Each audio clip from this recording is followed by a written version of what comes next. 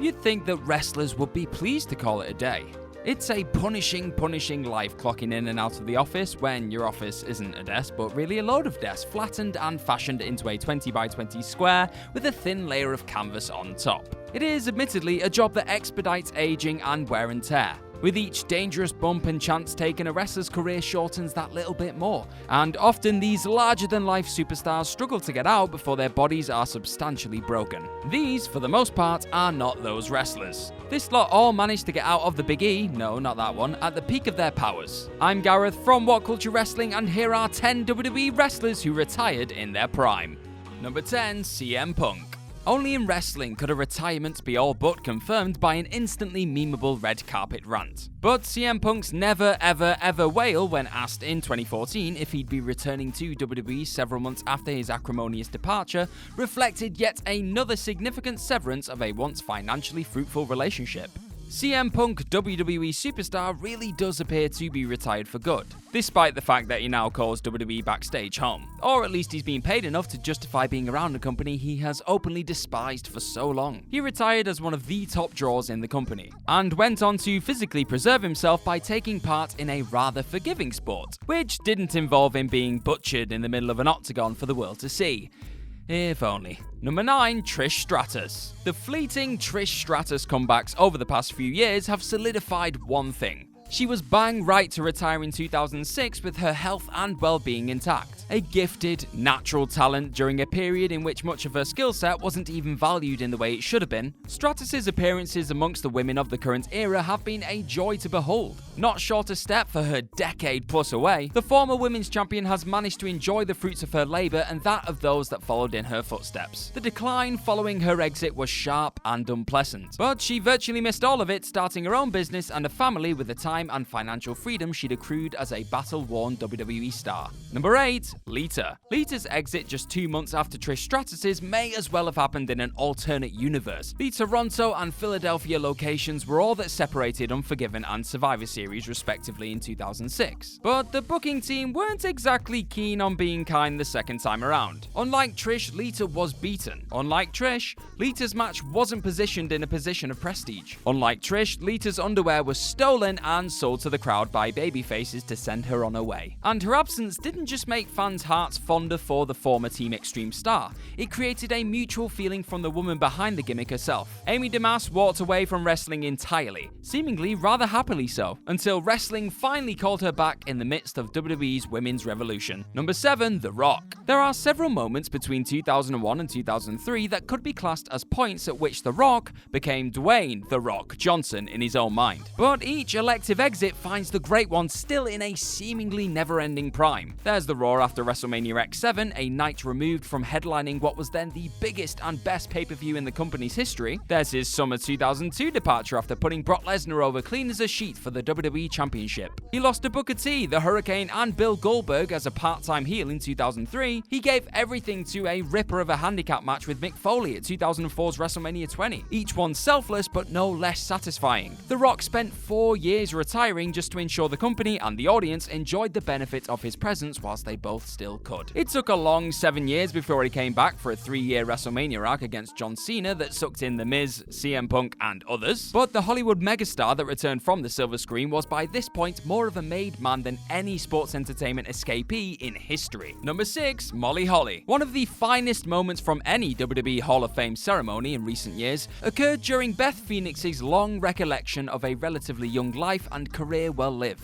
Buried deep within the anecdote, she noted how Molly Holly had paid for her wrestling training in an unsolicited gesture of goodwill due to Beth's efforts. It was a touching tribute to a person that appeared from the outside to be one of the nicest to have ever entered the industry, doing everything she could afford for those still traversing through it. It also spoke to how careful she'd been with her money during her prime earning years. Holly got in via WCW's Mad Money Machine in 1999, but rapidly improved her work rate to the point where she was far too good for a flailing and failing female division. A steady hand for WWE from 2000 through to her 2005 departure, she left wrestling full-time to focus on other pursuits, but took with her a raft of enjoyable matches and angles that ensured that fans would still pine for her occasional one-off returns. Number 5. Roddy Piper. Roddy Piper's WrestleMania 3 retirement was an earnest attempt by the Hot Scot to leave wrestling behind and try and break into Hollywood for good. Baby-faced after years as the hottest heel in the territory, Piper left the Pontiac Silverdome as an industry icon,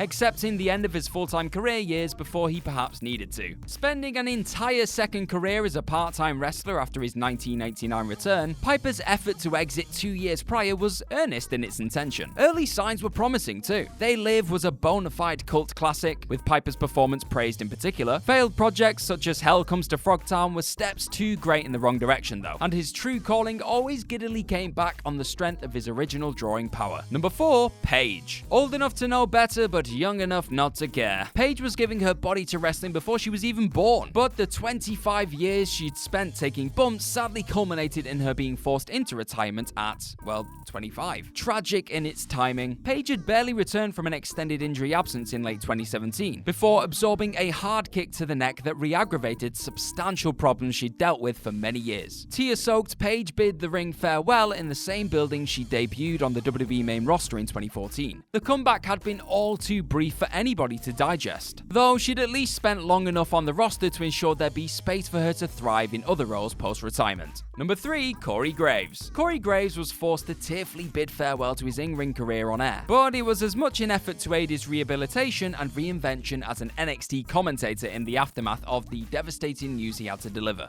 It was during the TakeOver Revolution special in December 2014 that he explained the extent of the head injuries that kept him absent from in-ring action for several months, all while suiting up behind the desk in place of smashing opponents through it. Graves made the change appear seamless, settling into his spot as a superb colour analyst for what was by then one of the hottest products in the world. He was becoming the voice of every scintillating TakeOver special. Indispensable to the company's output at large, he was stationed on Monday Night Raw's team as part of a 2016 aesthetic overhaul following the relaunched brand split. A trusted McMahon soldier with a headset, he's remained one of the lead voices in the company. Number 2. Dean Ambrose. Jon Moxley's inspired New Japan Pro Wrestling debut was perhaps one of the best in wrestling history, not least because he spent much of the match bidding farewell to Dean Ambrose. WWE couldn't have been nicer about the retirement of a much-loved character. It was almost as if they didn't believe he'd follow through with his intent to exit. His maiden New Japan Pro Wrestling match was one of several confirmations that his departure was for keeps. He failed to break a table with the intended original spot, but caught himself realizing he could just do another spot to smash it up instead. Opponent Juice Robinson kicked out of his Dirty Deeds DDT, forcing Moxley to debut a spiked Death Rider version to claim the United States title. In his first match, he smiled a sickening smile between the moves. Dean Ambrose really had retired, and perhaps he may be gone forever. Number 1. AJ Lee. Former longest reigning WWE Divas champion, the award was taken from her for reasons that are about to become clear. AJ Lee was a more crucial component in driving forward the women's revolution than the company will ever give her credit for. Not only because of her on-camera incinerations of the crappy state of the league at the time, but also the brave manner in which she tried to smash pay scales and archaic structures by herself. Challenging the patriarchy backstage and Stephanie McMahon on Twitter, Lee went for everybody she could reach, whilst working beyond rock-bottom expectations whenever the company gave her matches time. The definition of this list title more than just about anybody else in it, Lee had her prime years remaining to perfect one of her passions, but instead decided to walk away in 2015 just after her 28th birthday. AJ has remained almost entirely absent from the wrestling industry, despite relentless rumor-mongering that she will one day return, possibly in line with husband CM Punk's own improbable return to company shores. Next up, we are straight back to Shannon Picard for another scene in which it's incredibly important to me that nothing bad ever happens to Lars YouTube. The unexpected frontier. These are the videos of whatculture.com. Its continuing mission to list strange new facts, seek out news and offbeat discoveries, to boldly go where no What Culture channel has gone before.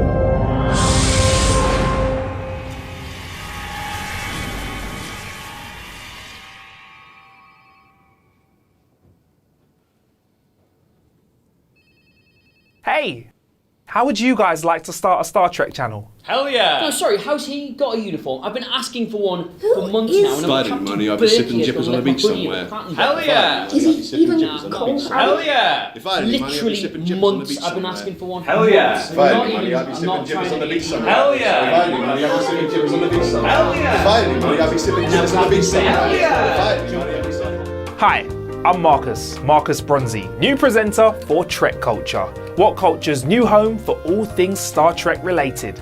Now, we've already got a bunch of great content like Adam Cleary's ups and downs for every new episode of Picard, and we'll of course have all of the lists and rankings that you know and love us for. Fancy yourself a Trekkie and want to contribute? Well, What Culture is hiring video editors and writers, so if you want to get involved, fire over a CV and cover letter to trekculture@whatculture.com. And while you're at it, don't forget to slap subscribe and give us a follow on Twitter. It would be a great dishonour if you didn't. I've been Captain Marcus Bronzy. Until next time, Kapla!